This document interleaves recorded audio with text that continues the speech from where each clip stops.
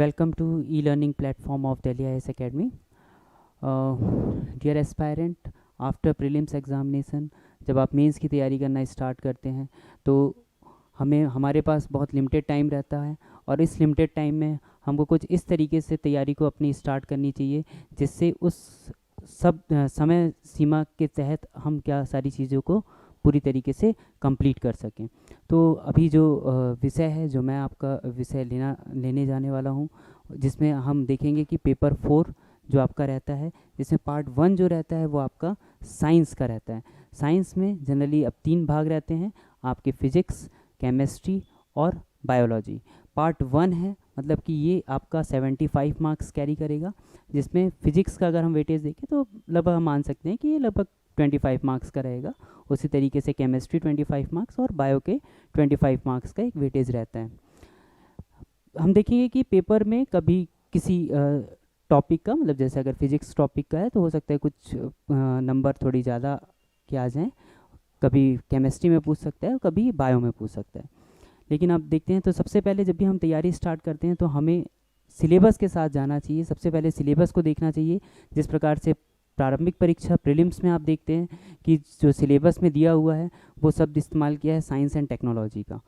उसी प्रकार से जब हम मेंस की तैयारी करना चालू करते हैं और अगर हम पेपर 4 की जब हम तैयारी कर रहे हैं या किसी भी पर्टिकुलर सब्जेक्ट की तैयारी स्टार्ट कर रहे हैं तो हमें सबसे पहले उसका सिलेबस देखना चाहिए।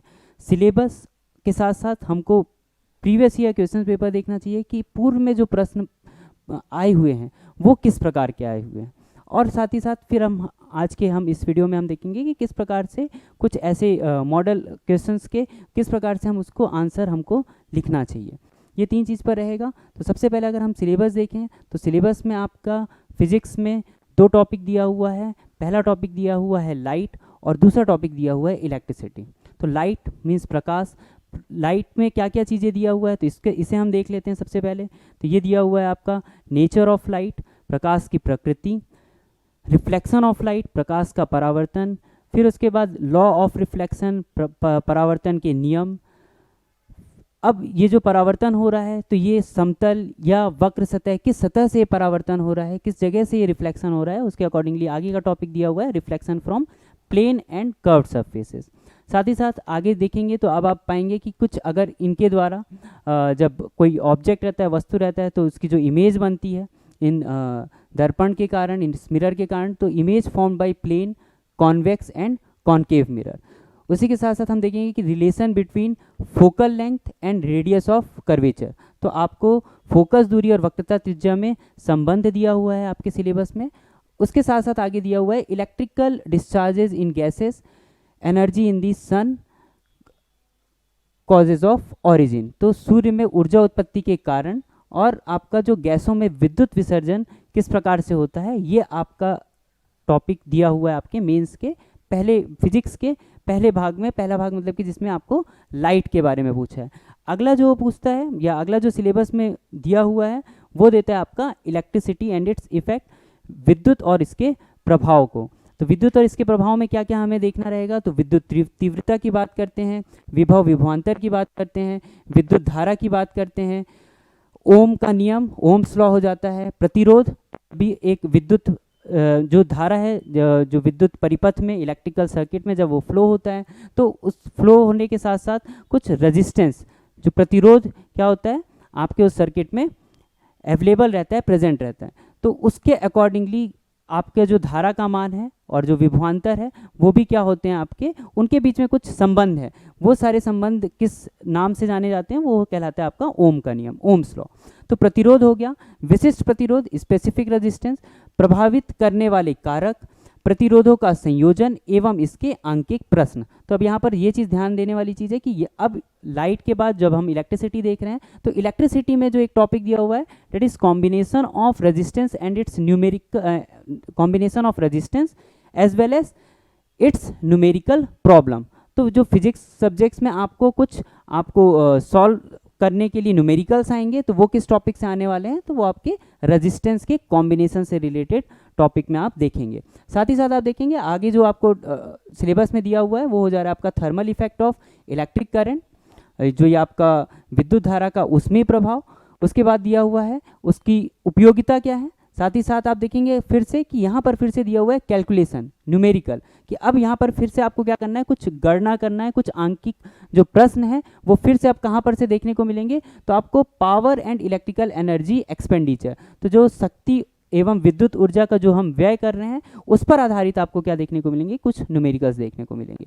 तो यहाँ पर आपको ध्यान रखें कि अगर न्यूमेरिकल की बात आएगी तो दो जगह दिया हुआ है, एक तो आपका कॉम्बिनेशन ऑफ रेजिस्टेंस में और दूसरा हो जा रहा है आपका power and electricity energy consumption वाले पोर्शन में, एक्सपेंडिचर वाले पोर्शन में। ठीक है, फिर आगे और क्या दिया हुआ है, तो इसमें दिया हुआ है precautions to be taken while using electricity, तो जब आप विद्युत का इस्तेमाल कर रहे हैं, विद्युत का प्रयोग कर रहे हैं, तो उसमें रखी जाने वाली कुछ सावधानियां हैं, उसको आपको ध्यान में रखना है। आगे आप देखेंगे तो प्रकाश विद्युत प्रभाव, तो जिसे हम फोटो इलेक्ट्रिक इफेक्ट कहते हैं, ये दिया हुआ है आपके सिलेबस में। सोलर सेल दिया है, स्ट्रक्चर दिया हुआ है इस सोलर सेल के लिए, और साथ ही साथ पीएन जंक्शन, पीएन संधि, और इसके साथ साथ एक डायोड। तो ये बेसिकली आप मॉडर्न फिजिक्स में पढ़े होंगे अगर आप कक्षा 10वीं तक का सिलेबस देखते हैं तो जिसमें आपको जो इलेक्ट्रॉनिक इक्विपमेंट्स हैं जैसे ट्रांजिस्टर हो गया, तो उसी प्रकार से जो ट्रांजिस्टर को बनाने के लिए जो बेसिक कंपोनेंट होता है वो होता है आपका डायोड। डायोड से चीज़ें स्टार्ट होती हैं, मतलब ये सारी चीज़ें सेमीकंडक्टर अर्धचालक से बने हुए कुछ ऐसे वस्तु या उपकरण है। ठीक है, तो ये हो जा रहा है आपका सिलेबस। सिलेबस के बाद जब हम आते हैं तो हमें ये देखना चाहिए कि हमें हमारे पूर्व में अब इस सिलेबस पर आधारित कैसे प्रश्न पूछे गए हुए हैं।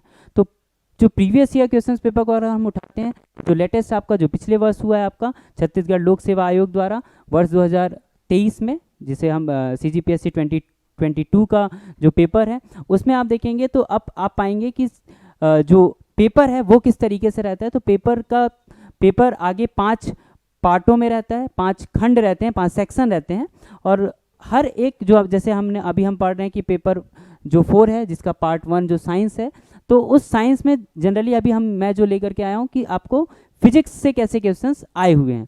तो फिजिक्स में हम देख रहे हैं तो पहला क्वेश्चन कैसा पूछ रहा है, तो पूछ रहा है कि डिफाइन किलोवाट आवर, किलोवाट घंटे को परिभाषित कीजिए। मतलब कि कुछ परिभाषा के आधार पर प्रश्न बने हुए हमको दिख रहे हैं। अब देखिए आगे तो दिख रहा है आपको कि अवतल दर्पण के उपयोग, तो जैसे अभी हमने देखा था लाइट और इलेक्ट्रिसिटी, ये दो सिलेबस में हमने टॉपिक देखा, और उसमें ये पहला वाला प्रश्न आपको इलेक्ट्रिसिटी से दिख रहा है, तो दूसरा प्रश्न आपको जो दिख रहा है वो लाइट से देखने को मिल रहा है। लाइट में ये आपका जो मिरर की बात कर रहे थे अपन, कॉन्केव मिरर, उसके एप्लीकेशन के बारे में वो पूछ रहा है। ठीक, आगे आप देखेंगे तो ये हो गया आपका, ये 2 नंबर का प्रश्न है 2 मार्क्स का, जिसमें आपको के लिए जो वर्ड लिमिट है वो कितनी हो जा रही है आपकी 30 वर्ड्स की।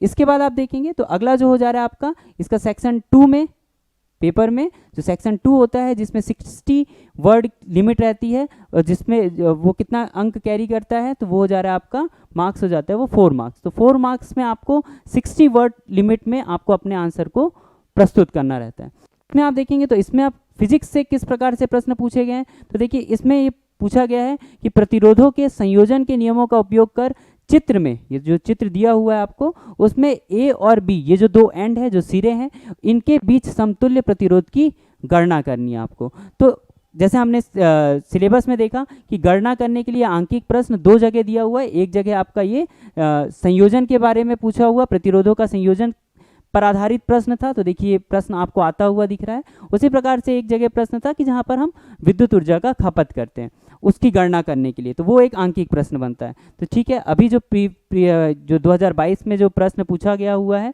CGPSC 2022 में, उसमें एक न्यूमेरिकल कॉम्बिनेशन ऑफ रेजिस्टेंस से देखने को हमको मिल रहा है। आगे देखते हैं अपन, तो आगे फिर से दिया हुआ है कि अब अवतल और उत्तल सतहों से प्रकाश के परावर्तन से बने प्रतिबिंबों का रेखा चित्र बनाना है। ठीक है, ड्रॉ रे diagrams of images formed bye reflection of light from concave and convex surfaces. ठीक है, तो ये कितने अंक का था, ये भी आपका सेक्शन 2 में आ रहा है, मतलब कि आपको 60 वर्ड्स में आपको इन सारी चीज़ों को लिखना है, जिससे आपको 4 मार्क्स मिलने वाला है। अगला जो सेक्शन होता है वो होता है सेक्शन 3, जिसमें आपके वर्ड लिमिट बढ़ जाती है, मतलब अब आपको और चीज़ों को जानकारी आपको काफ़ी विस्तार में थोड़ी देनी रहेगी। 100 शब्दों की इसमें वर्ड लिमिट है, शब्द सीमा है, और ये कितने अंक का रह रहा है आपका, ये 8 अंकों का रह रहा है। इसमें क्या प्रश्न पूछा, तो इसमें देखिए प्रश्न पूछ रहा है कि आपको समतल दर्पण, अवतल दर्पण तथा उत्तल दर्पण से विभिन्न स्थितियों में बने प्रतिबिंबों में अंतर लिखना है। Differentiate between the images formed by plane mirror, concave mirror and convex mirror at different position. तो यहाँ पर आप देखेंगे कि आपके 4 मार्क्स में भी रिफ्लेक्शन और उसके द्वारा जो इमेजेस फॉर्म हो रही है, जो प्रतिबिंब बन रहे हैं कॉनकेव और कॉन्वेक्स सरफेसेस से, ये पूछा है। और फिर से अब आपको प्लेन कॉनकेव और कॉन्वेक्स मिरर में जो रिफ्लेक्शन हो रहा है उसके द्वारा जो इमेजेस फॉर्म हो रही है उसके बारे में पूछा हुआ है। तो एक ही प्रश्न पत्र में कुछ मिलता जुलता आपको प्रश्न भी देखने को मिल रहा है। अब यहाँ पर बात आ जाती है थोड़ी आपके प्रस्तुतिकरण की, प्रेजेंटेशन की। दोनों में आपको क्या करना है, इस तरीके से चीज़ों का उल्लेख करना है कि जिससे जो ये आपकी शब्द सीमा है, जितनी जगह दी हुई है उतने में आप सारी जानकारियाँ दे पाएँ, ताकि मैक्सिमम से मैक्सिमम मार्क्स आप गेन कर पाएँ। ठीक है, चलिए ये तो हो गई पिछले वर्ष के प्रश्न पत्र की। इसके पहले के प्रश्न पत्र अगर हम देखें तो 2021 में जो प्रश्न पत्र आता है उसमें आप देखेंगे तो relation between focal length and radius of curvature, वक्रता त्रिज्या और फोकस दूरी के बीच में संबंध को स्थापित करना है। और स्थापित तो पहले से है, तो इसलिए आपको ये बोल दे रहा है कि परिभाषित करिए। तो उसके हर एक जो टर्मिनोलॉजी है उसको आपको परिभाषित करना है कि पहले तो रिलेशन क्या है, और वो रिलेशन के साथ साथ उन लोग के बीच में जो संबंध है उससे उसका क्या मीनिंग निकल रहा है। ठीक है, तो ये इस तरीके से आपका सिलेबस में डायरेक्ट ये भी दिया हुआ था आपको कि फोकल लेंथ और रेडियस ऑफ कर्वेचर के बीच में आपको रिलेशन इस्टेब्लिश करना है, और उसका जो फॉर्मूला है उसको आपको जानकारी होना चाहिए। अगला प्रश्न देखेंगे तो अगले प्रश्न में क्या आ रहा है, फैक्टर्स इन्फ्लुएंसिंग स्पेसिफिक रेजिस्टेंस। इसके बारे में भी उल्लेख था आपका किसमें, सिलेबस में। अगला आप देखिए पीएन संधि डायोड की उपयोगिता लिखिए, right the applications of PN junction diode. तो पीएन जंक्शन डायोड भी डायरेक्टली दिया हुआ था सिलेबस में। फिर आप देखेंगे कि जैसे हमने प्रीवियस मतलब अभी जो लेटेस्ट वाले पेपर में देखा था कि उसमें भी आपको इक्विवेलेंट रेजिस्टेंस, समतुल्य जो प्रतिरोध है उसको निकालने के लिए आपको एक न्यूमेरिकल दिया हुआ था। तो यहाँ पर आपको फिर से दोबारा आपको ये प्रश्न देखने को मिल रहा है, मतलब कि पिछले वर्ष भी आपको ये प्रश्न आपको से पूछा गया था। ठीक है, और देख लेते हैं नेचर ऑफ क्वेश्चंस में कि किस तरीके से क्वेश्चंस पूछे जा रहे हैं। क्या कुछ ऐसे क्वेश्चंस हैं जो बार बार रिपीट हो रहे हैं, उन सारी चीज़ों को आपको ध्यान में देते हुए आगे बढ़ना है। उन सारी चीज़ों को जब आप ध्यान में रखेंगे तब जब आप उसकी तैयारी करते हैं तो आप उसको बेहतर तरीके से ध्यान रख पाएंगे और पूरे अंक अर्जित कर पाएंगे। तो अगला जो है खंड 3, जिसमें आपकी शब्द सीमा 100 है। इसमें फिर से देखिए जो प्रश्न पूछा जा रहा है वो फोटो इलेक्ट्रिक इफेक्ट के बारे में पूछा जा रहा है। तो फोटो इलेक्ट्रिक इफेक्ट, तो किस प्रकार से ये सोलर सेल में आपकी सोलर सेल का की कार्य विधि का ये आधार बनता है, फोटो इलेक्ट्रिक इफेक्ट, प्रकाश विद्युत प्रभाव। और आपको ये समझाना है कि अब ये सोलर सेल की संरचना, तो ये भी बिल्कुल ऐसे शब्द इसमें इस्तेमाल किए गए हैं प्रश्न बनाने में भी जो सीधे सीधे आपके सिलेबस में दिए हुए थे। आगे आप देखेंगे तो अगला जो सेक्शन है सेक्शन 5, जिसमें अब इसमें 15 अंकों का एक प्रश्न पूछ रहा है जिसकी शब्द सीमा हो जा रही है 175 शब्दों की। अब इसमें जो प्रश्न पूछ रहा है वो बोल रहा है परावर्तन के नियम को परिभाषित करना है। किसी वक्र सतह से परावर्तन किसी समतल सतह से परावर्तन से कैसे भिन्न है, इसे बताना है। निम्न स्थितियों में किस प्रकार के दर्पण का उपयोग किया जाएगा, उत्तर की कारण सहित पुष्टि कीजिए।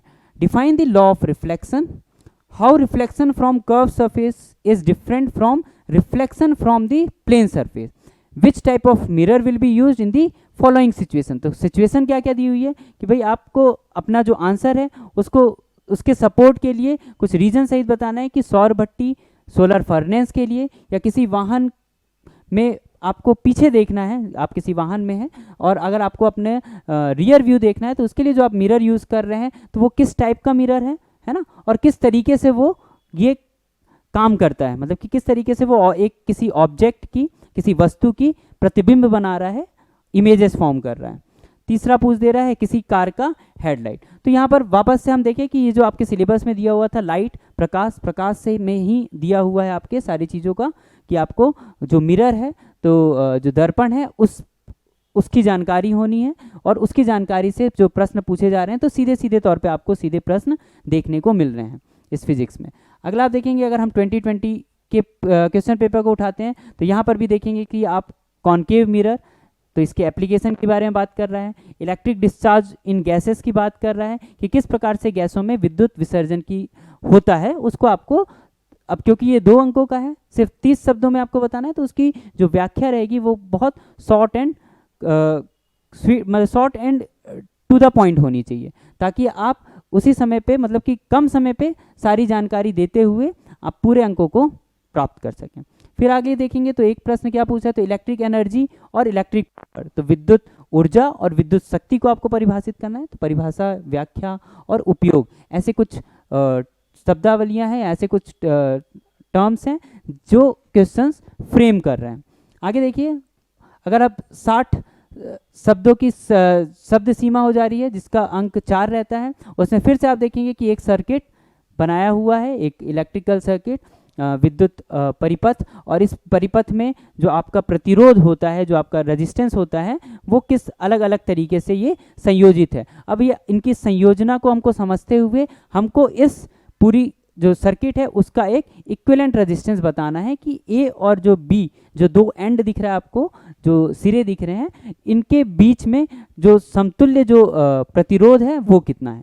तो इस प्रकार से प्रश्न ये फिर से हमको देखने को मिल रहा है कि लगातार इस प्रकार के एक प्रश्न आपको प्रश्न पत्र में देखने को मिलेगा।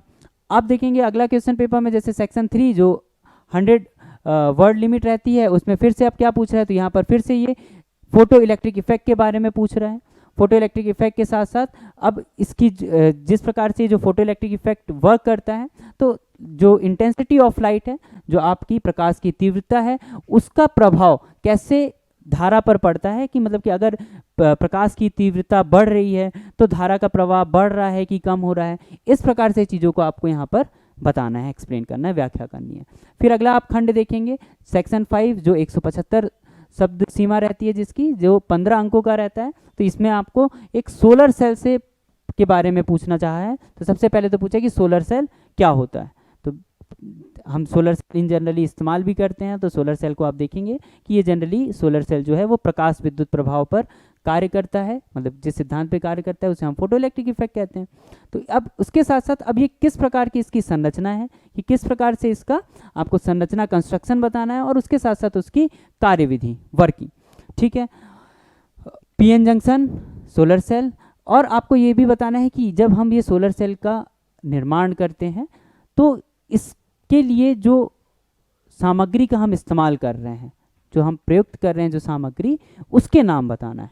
ठीक है, तो ये जनरली अर्धचालक होता है, जैसे मैंने पहले भी बताया। और अर्धचालक जो है, और उसमें अगर मुख्य रूप से जो अर्धचालक का इस्तेमाल करते हैं जो सिलिकॉन और जर्मेनियम तत्व एलिमेंट्स का होता है।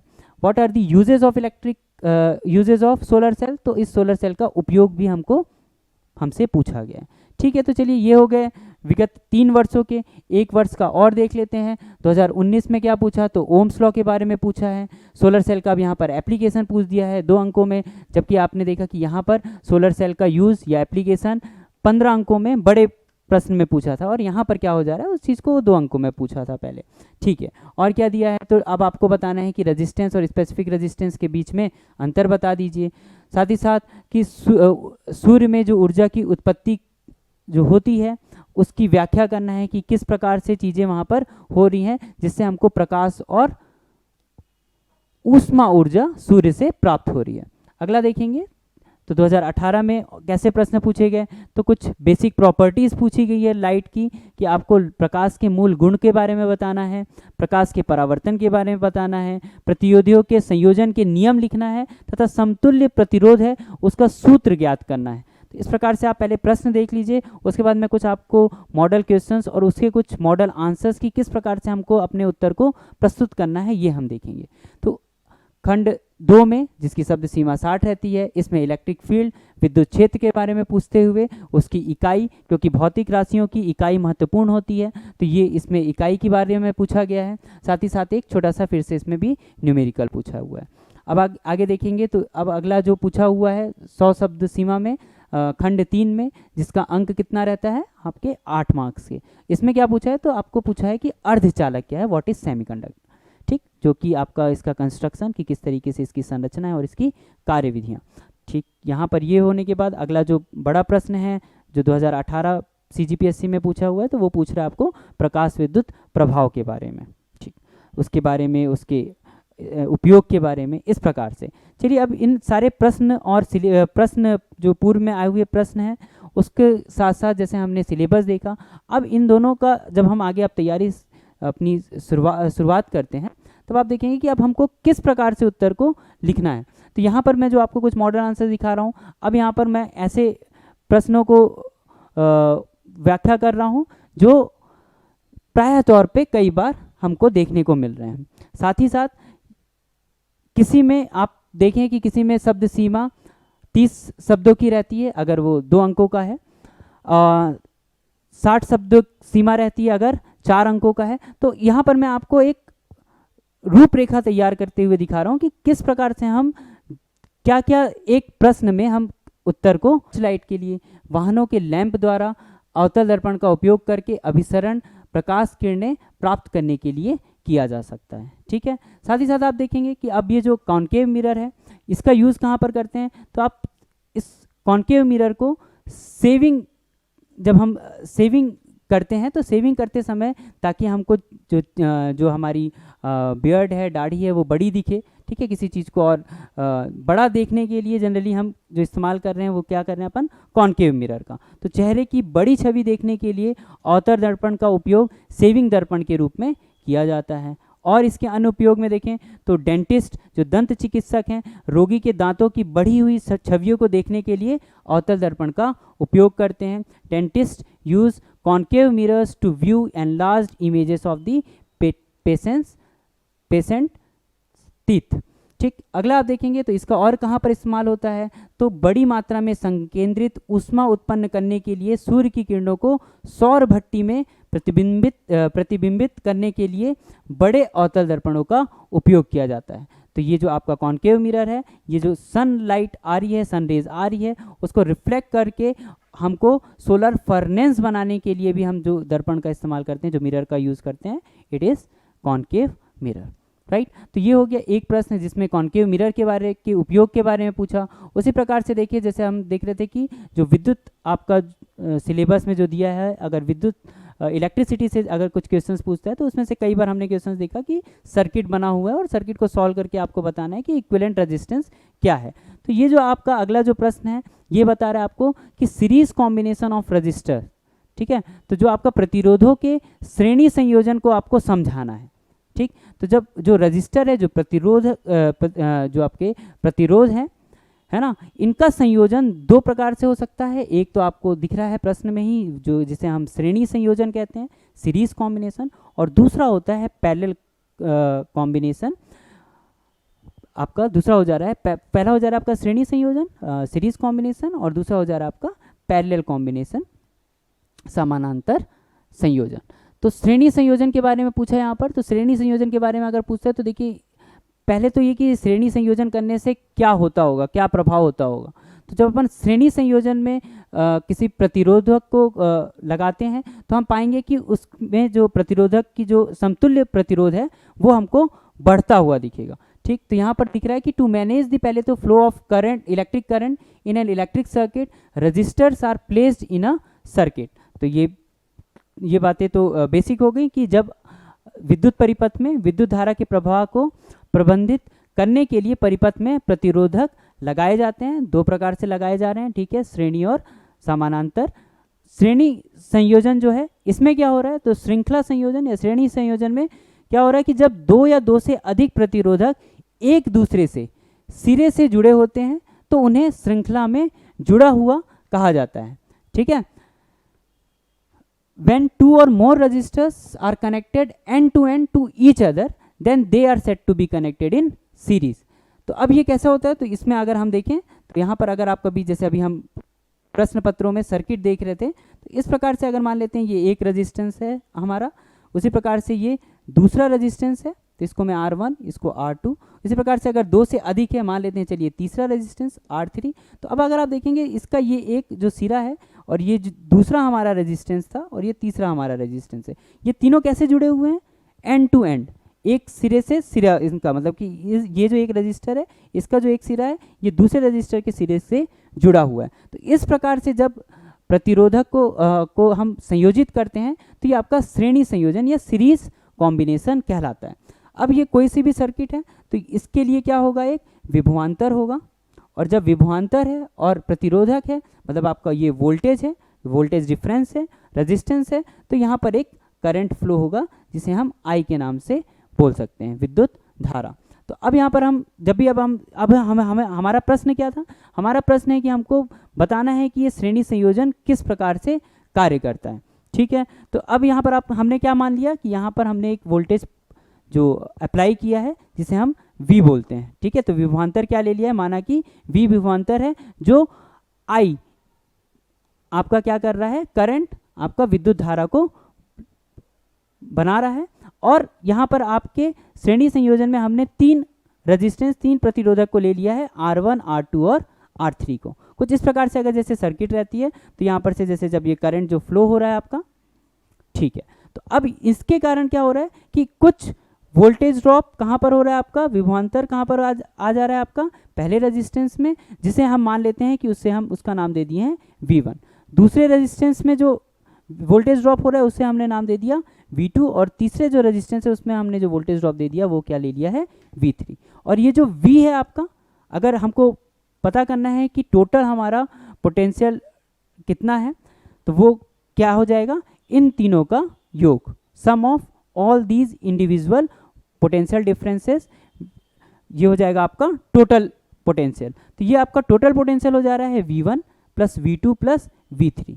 तो अभी आपने देखा कि ये आपका, इसके बाद हम आपने सिलेबस में भी देखा था जहाँ पर लिखा हुआ था ओम्स लॉ, ओम का नियम। तो ओम का नियम जनरली क्या कहता है कि जो V है वो I के प्रोपोर्शनल है, और ये जो नियतांक जब हटता है तो एक जो कांस्टेंट देता है जिसे हम R के नाम से जानते हैं, यही आपका रेजिस्टेंस या प्रतिरोधक रहता है। ठीक है, तो V equals to I into R।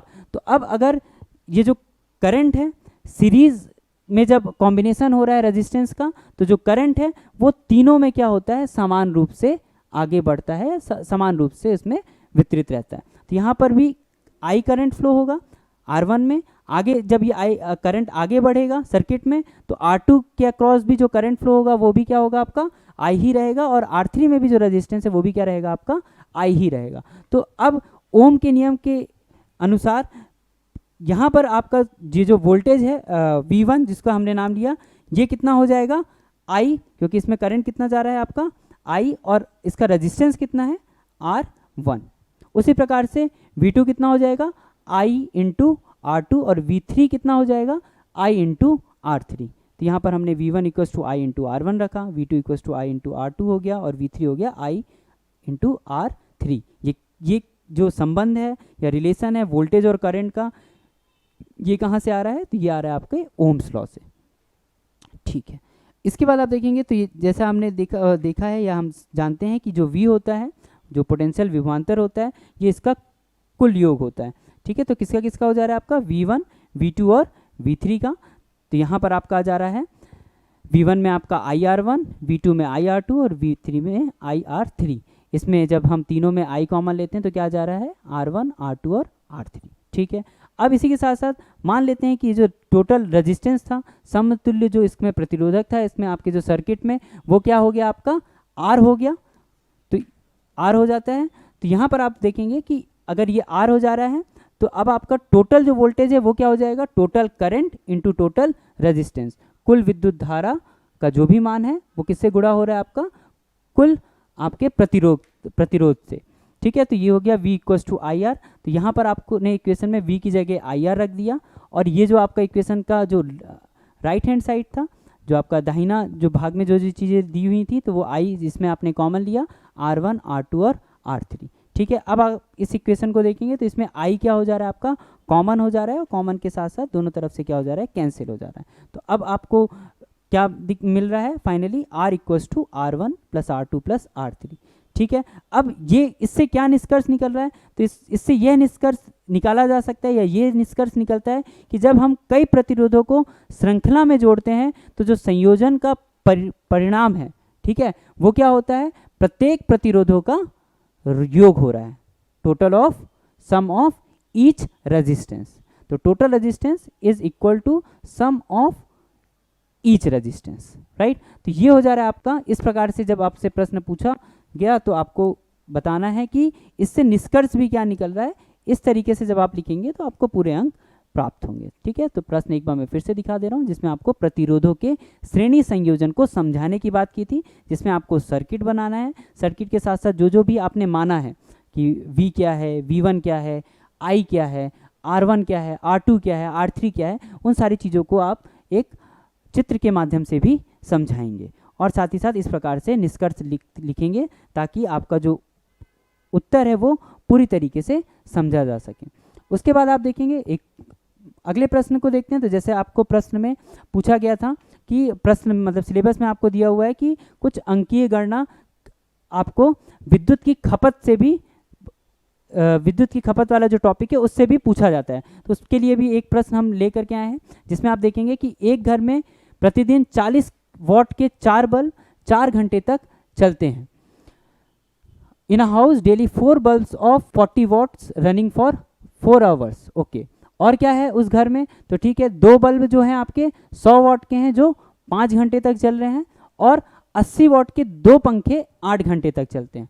अब हमें क्या करना है, एक महीना में ऊर्जा की खपत ज्ञात करना है और प्रति यूनिट जो ऊर्जा की दर है वो कितना हो जा रहा है आपका 80 पैसे। तो जो बिजली की लागत, अब आपको कुल बिजली की लागत ज्ञात करना है कि ये इतना सारे जो आपके उपकरण हैं जब हम इनको चलाते हैं, उपयोग में लाते हैं, तो कुल हमारा जो बिजली की लागत है वो कितनी आएगी। तो इस प्रकार से जब प्रश्न पूछता है तो यहाँ पर आपको कुछ फॉर्मूला, कुछ सूत्र आपको पता होना चाहिए। तो सूत्र क्या बता रहा है कि एनर्जी, इलेक्ट्रिक एनर्जी जो स्पेंड हो रही है वो कितनी हो रही है, ठीक है, प्रति इकाई। तो आप किस प्रकार से उसको ज्ञात करेंगे? तो उसके लिए जो ये आपको सूत्र दिख रहा है जिसमें ऊपर तरफ आपको क्या दिख रहा है, नंबर ऑफ इलेक्ट्रिक अप्लायंसेस, कि कितने विद्युत उपकरण इस्तेमाल में लाए जा रहे हैं, उपयोग किए जा रहे हैं, उनके द्वारा कितनी शक्ति, वो कितनी शक्ति के हैं, कितने पावर के हैं, कितने घंटे के लिए चल रहे हैं और कितने दिन तक के लिए चल रहे हैं। तो जैसा हमने देखा कि पहला जो आपको कंडीशन दिया हुआ था जिसमें लिखा हुआ है कि एक घर में 40 वॉट के 4 बल्ब 4 घंटे। चलिए, तो यहाँ पर देख सकते हैं आप 40 वॉट के 4 बल्ब हैं जो 4 घंटे चल रहे हैं और कितने दिन। अब एक, क्योंकि हमें पूरे एक महीने भर में पता करना है कि एक महीने में ऊर्जा की खपत कितनी हो रही है। तो एक महीने में हम प्राय तौर पे एक एवरेज वे पे 30 डेज को लेंगे और 30 यहाँ पर आ जाएगा आपका नंबर ऑफ डेज में। तो यहाँ पर आपके नंबर ऑफ इलेक्ट्रिक अप्लायंसेस 4 हैं, 4 हैं आपके ऊर्जा के उपकरण, उनके द्वारा जो खपत हो रहा है, मतलब कि जो पावर है वो कितना है आपका 40 वॉट का।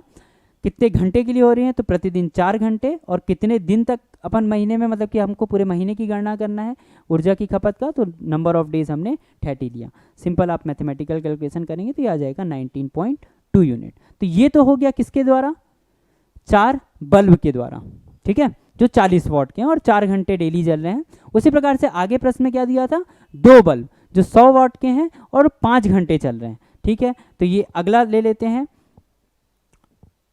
ऐसे बल्ब जो 100 वॉट के हैं। तो 2 बल्ब ऐसे हैं जो 100 वॉट के हैं, तो यहाँ पर नंबर ऑफ इलेक्ट्रिक अप्लायंसेस में 2 आ गया। पावर कितना है उनका, तो 100 है। कितने घंटे जल रहे हैं, तो वो हो जा रहे हैं 5। और कितने दिन हो जा रहे हैं टोटल, क्योंकि हमें पूरे महीने भर की जो बिजली की लागत को पता करना है, तो वो हो जा रहा है 30, ठीक है। फिर से आप इसको कैलकुलेशन करेंगे तो ये आ जाएगा 30 यूनिट। उसी प्रकार से एक और कंडीशन दी हुई थी जिसमें 2 पंखे भी हैं आपके प्रश्न में। तो 2 fan of 80 what running 8 hours per day.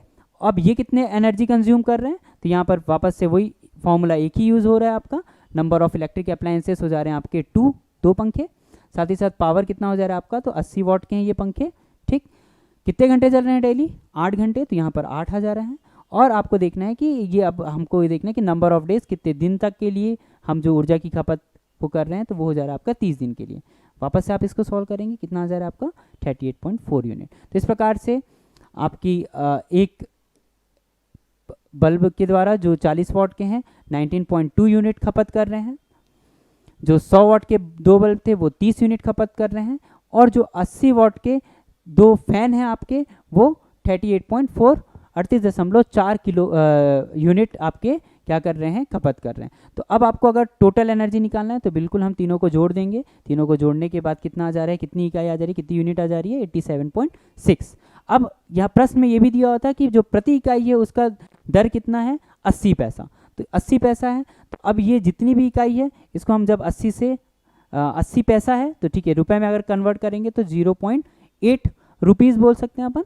जब अपन इसको सॉल्व करते हैं तो कितना आ जा रहा है आपका 70.08 रुपीज़, ठीक है। तो ये हो जा रहा है आपका कि अब ये 30 दिन में जो बिजली की खपत हो रही है उसकी जो मूल्य है वो कितना हो जा रहा है आपको 70.08 70.08 रुपीज़, ये होगा आपका बिजली का बिल।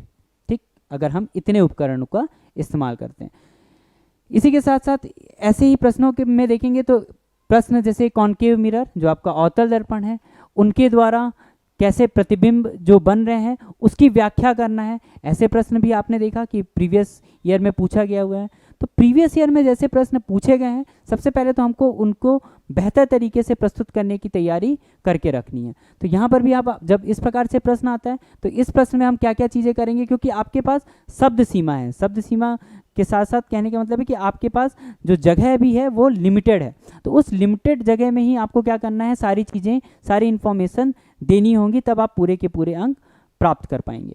तो ठीक है, अब यहाँ पर ये जो अवतल दर्पण के बारे में बात कर रहा है, तो ये जनरली अब आपको जब यहाँ पर इसको बताना है कि प्रतिबिंब की जब व्याख्या करना है, तो जो प्रतिबिंब जो बनने वाला है, तो कोई सी भी वस्तु जब दर्पण के समक्ष रहेगी तो वो एक प्रतिबिंब बनाएगी। अब वो प्रतिबिंब कैसी बनेगी, क्या वो प्रतिबिंब रियल रहेगी कि वर्चुअल रहेगी, है ना। तो इस तरीके से आप उसके नेचर को बताएंगे, उसकी प्रकृति को बताएंगे कि जो आपकी प्रतिबिंब बन रही है वो आभासी है या फिर रियल है। ठीक है, तो उसके साथ साथ आपको बताना है कि ये जो प्रतिबिंब बन कैसी रही है, सीधी बन रही है कि उल्टी बन रही है।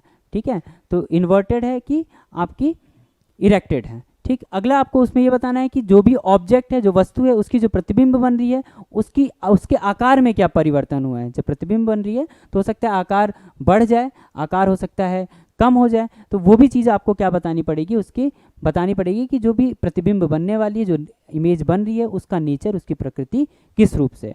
तो यहाँ पर आपको जब कॉन्केव मिरर का इस्तेमाल करते हुए देखते हैं तो इसके लिए आप जनरली देखेंगे कि इस प्रकार से कुछ 6 पोजीशन, 6 अवस्थिति होती है, जिसके आधार पर क्या हो रहा है, आपके प्रतिबिंब बन रही है। तो पहली अवस्थिति या पहली लोकेशन कहाँ पर हो जा रही है आपकी, कि जो ऑब्जेक्ट है वो कहाँ पर है, अनंत दूरी पे है, इन्फिनिटी पे है। तो अगर इन्फिनिटी पे है तो किस प्रकार की, पहली बात तो उसकी ये जो इमेज है वो कहाँ बन रही है, तो इमेज कहाँ पर बनती है। तो इसके लिए भी आपने देखा कि सिलेबस में आपको दिया हुआ था कि जो दर्पण रहता है उसमें 2 मुख्य चीज़ें रहती हैं, वो होता है वक्रता केंद्र, सेंटर ऑफ कर्वेचर, और दूसरा होता है कि आपका फोकस।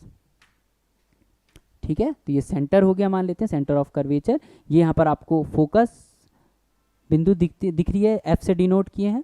तो अब यहाँ पर आप देखेंगे कि अगर कोई ऑब्जेक्ट है, मान लेते हैं यहाँ पर कोई ऑब्जेक्ट है जो अनंत दूरी पे है, ठीक है, तो उसकी जो प्रतिबिंब बन रही है वो कहाँ पर बन रही है, एक तो मुख्य अक्ष पे प्रिंसिपल एक्सिस में, और प्रिंसिपल एक्सिस में ही फोकस भी है, सेंटर ऑफ कर्वेचर भी है। तो प्रिंसिपल एक्सिस के फोकस पॉइंट पे क्या बन रही है, इमेज बनती हुई हमको दिख रही है।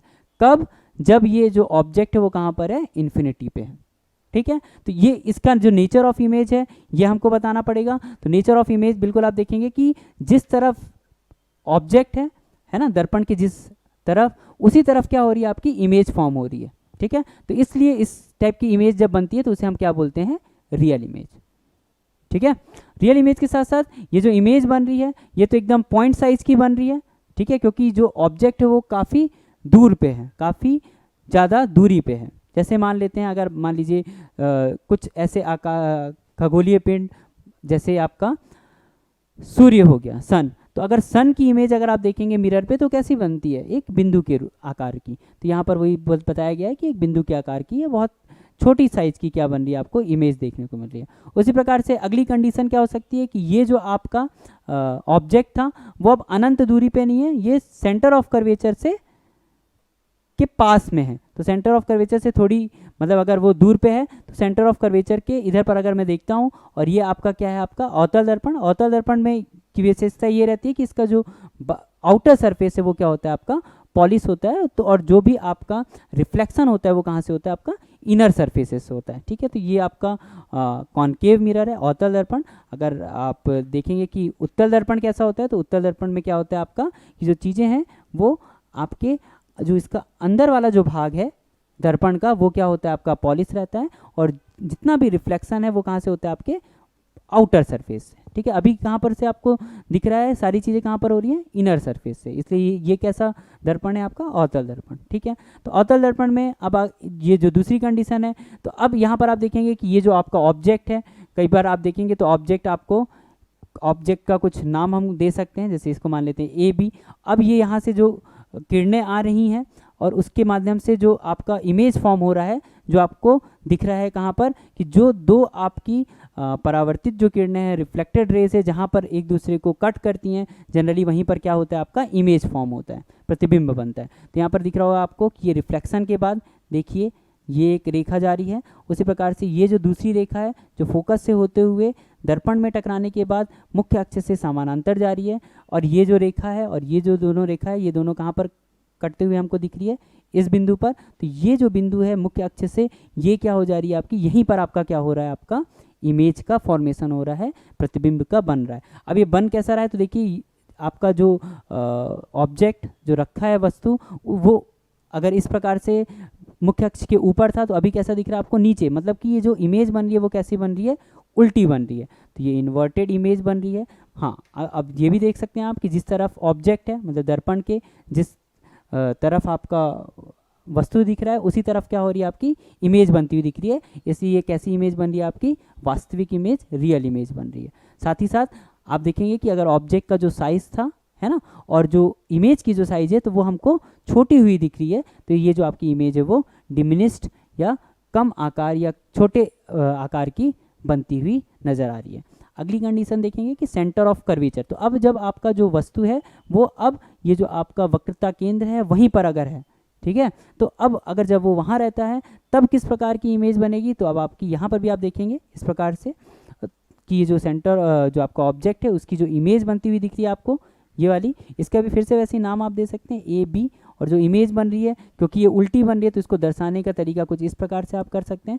यहाँ पर जो इमेज बन रही है उसको भी दर्शाने का तरीका बी डैश, और ये हो जाएगा ए डैश, ठीक है, ताकि दिखे कि जो इमेज है आपकी जो बन रही है वो उल्टी बन रही है। अब अगर आप साइज को देखेंगे तो ये जो ए बी की साइज है और बी डैश और ए डैश की साइज है वो आपको कैसे दिख रही है, बराबर दिख रही है। तो यहाँ पर जब आप नेचर ऑफ इमेज के बारे में बताएंगे कि जो आपकी प्रतिबिंब बन रही है उसकी प्रकृति कैसी है, तो आप प्रकृति में देखेंगे कि सबसे पहले तो ये रियल इमेज बन रही है, वास्तविक प्रतिबिंब बनता हुआ दिख रहा है, इन्वर्टेड उल्टा दिख रहा है, और साथ ही साथ आपको कैसा दिख रहा है, equal to the size of the object. तो जो भी आपका वस्तु का आकार था, तो जो प्रतिबिंब बना है वो समान आकार का या का दिखता हुआ हमको दिख रहा है। कब, जब वस्तु कहाँ पर रहेगा, सेंटर ऑफ कर्वेचर में। अगली क्या कंडीशन बनेगी, तो अब जो वस्तु है आपकी वो सेंटर ऑफ कर्वेचर और ये जो फोकस बिंदु है इनके कहीं बीच में रहेगी, ठीक है। तब आपका जो इमेज बनेगा वो कहाँ बन रहा है, सेंटर ऑफ कर्वेचर के बाहर, ठीक है ना, बाद बन रहा है। और कैसा बन रहा है, तो वापस से ये रियल, साथ ही साथ रियल मतलब वास्तविक बन रहा है, क्योंकि उसी जगह उसी तरफ बनता हुआ दिख रहा है हमको। साथ ही साथ आप देखेंगे कि ये जो इमेज बन रही है इस ऑब्जेक्ट की साइज से बड़ी है ना, तो जो इसका आकार है वो बड़ा आकार हो जा रहा है प्रतिबिंब का। और देखेंगे तो ये उल्टी इमेज बनती हुई हमको दिख रही है, ठीक है, इन्वर्टेड इमेज। अगला देखेंगे तो अब ये जो ऑब्जेक्ट है वो सेंटर ऑफ कर्वेचर और फोकस से आगे बढ़ते हुए, मतलब दर्पण के और नज़दीक जाते हुए ये फोकस बिंदु पे अगर जब रहता है ना, तब किस प्रकार से आपका जो इमेज बनेगा, तो इमेज अब आपकी कहाँ बनती है, इन्फिनिटी में बनती है, ठीक है, और काफ़ी बड़ी बनती है, ठीक, और रियल ही रहेगी क्योंकि इसी तरह बन रही है। अगला जो कंडीशन बन सकता है कि ये जो आपका जो ऑब्जेक्ट है वो आपका जो फोकस बिंदु है और जो दर्पण का जो पोल है ना, उनके कहीं मध्य में कहीं वो आपका ऑब्जेक्ट अवस्थित है। तब उस समय पे अब जो अवतल दर्पण द्वारा जो प्रतिबिंब बनने वाली है, इमेजेस फॉर्म होने वाली है, it will be of virtual type, ठीक है। तो वर्चुअल इमेज बन रही है क्योंकि जो इमेज बन रही है वो दर्पण के दूसरी ओर बनती हुई दिख रही है। साथ ही साथ देखेंगे कि अब यहाँ पर अगर ये आपका ऑब्जेक्ट था और ये आपकी इमेज है, इसको मैं वापस से इसको ए और बी के नाम से कर देता हूँ ताकि आपको चीज़ें समझ में आए। और देखिए यहाँ पर ए डैश बी डैश, ठीक है। तो यहाँ पर आप पाएंगे कि यहाँ पर जो इमेज बनती हुई दिख रही है वो कैसी दिख रही है, आपकी बड़ी दिख रही है ना, और सीधी खड़ी हुई दिख रही है, और साथ ही साथ ये आभासी है प्रतिबिंब। तो इस प्रकार से कुछ चीज़ों को हमको बताना पड़ेगा। अवतल दर्पण या दर्पणों द्वारा जो प्रतिबिंब बनाया जा रहा है वो कुछ नियमों और सिद्धांतों के द्वारा बनते हैं। उस पर भी प्रश्न पूछा जा सकता है कि आपको नियमों को बताना है कि किस प्रकार से दर्पण के द्वारा प्रतिबिंब की रचना होती है। ठीक है, तो उसके लिए भी प्रश्न बन सकता है। अभी मैं आपके सामने ये 4 किस प्रकार से आपको प्रश्न पूछे जा सकते हैं और उनका उत्तर किस प्रकार से लिखना है उस पर हमने डिस्कशन किया। अगली वीडियो पे हम देखेंगे कि और कुछ जो इम्पॉर्टेंट जो पॉइंट्स हैं उसको किस प्रकार से हमको डील करना चाहिए मेंस के आंसर राइटिंग के समय। Thank you.